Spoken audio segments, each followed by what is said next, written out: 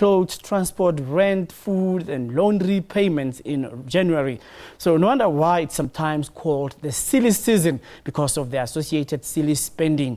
And you'll hear people telling you that "Ki December, boss," because they have all the money. Come January, when they're broke, they say "Ki January, boss." So we ask the question, what should consumers look out for during this festive season, because they have all the bonuses and all the money to splurge?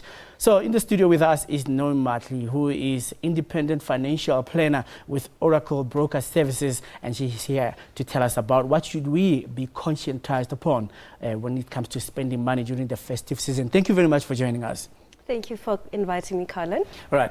During the festive season, have consumers learned to spend wisely, or do they just let loose?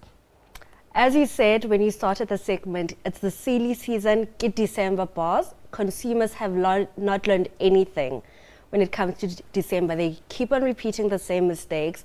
They make debts in December that they're going to spend the next 12 months repaying. So they do this every single year, and it's a repeated cycle. Unfortunately, none of them learn.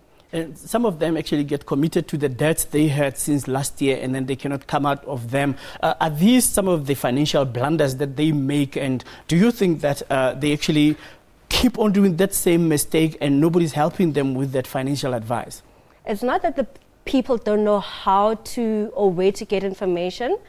Information is easily accessible these days, but people, we are an instant gratification type of a society. Ki December, boss, ki silly season, like you said, it's your prize, it's your gifts. People would rather, invest in branded clothing than think about their investment for like their children's education. So it's a big, big serious mistake that people continuously make. So what is the best way to manage your money? Because sometimes when you get your bonus, it's huge and it's exciting, and then you get excited that you just go shopping and you splurge.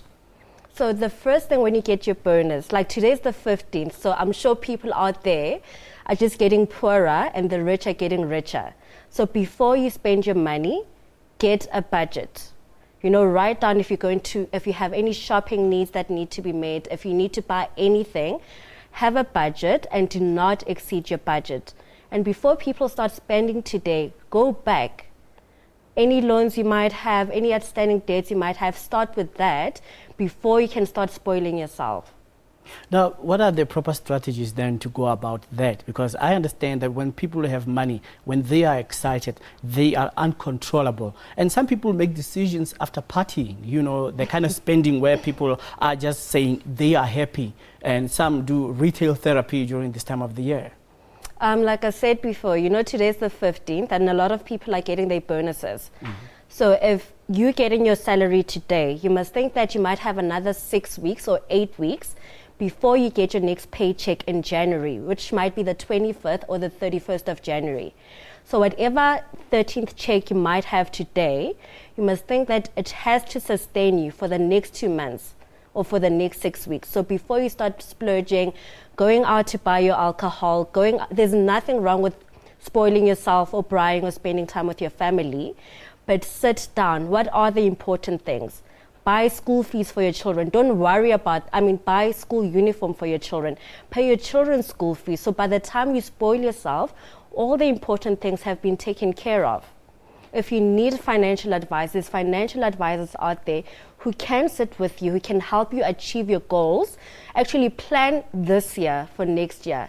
Be ahead of your peers. Be the different one, so that when next year comes, you can do things differently. You can boast, But then other people are unable to boast in January because there are certain attractive offers that are irresistible. For example, you have your car, you want to change it, and then the next thing, here comes a sales offer. You'll pay your first installment in May. And here comes a furniture shop selling at a discount, and people get into debt during the time when they have bonuses, and they say, well, I can rather go with something that I'll pay later and use the bonus for something else. What is your advice with regard to that?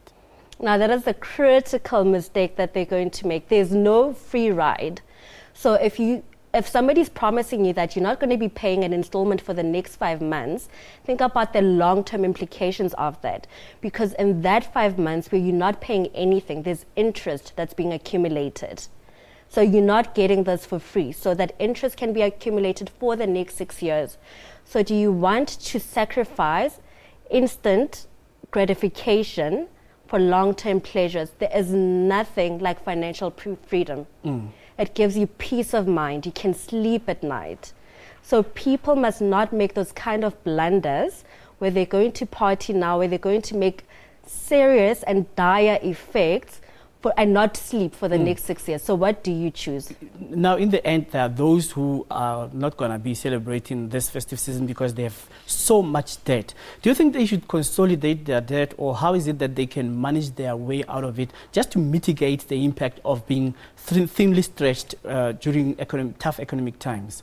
So the ones that are not celebrating this year, clearly, I hope they have learned from their previous mistakes. So the first thing to do is speak to a debt counselor. The National Credit Regulator, as you stipulated in the beginning, has a list of accredited providers on their website. You can even call in as well. Speak to them. Find out where you can start consolidating your debt so that going forward, you do not repeat the same mistakes again. Because the worst thing is making a mistake now and having to pay for it for the rest of your life.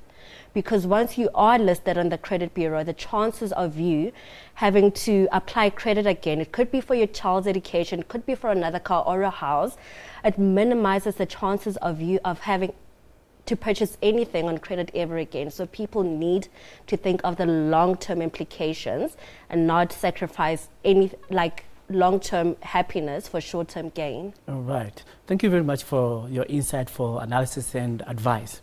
Okay, thank you very much, Colin, and I hope people do take this into account and make different decisions over this festive period. All right.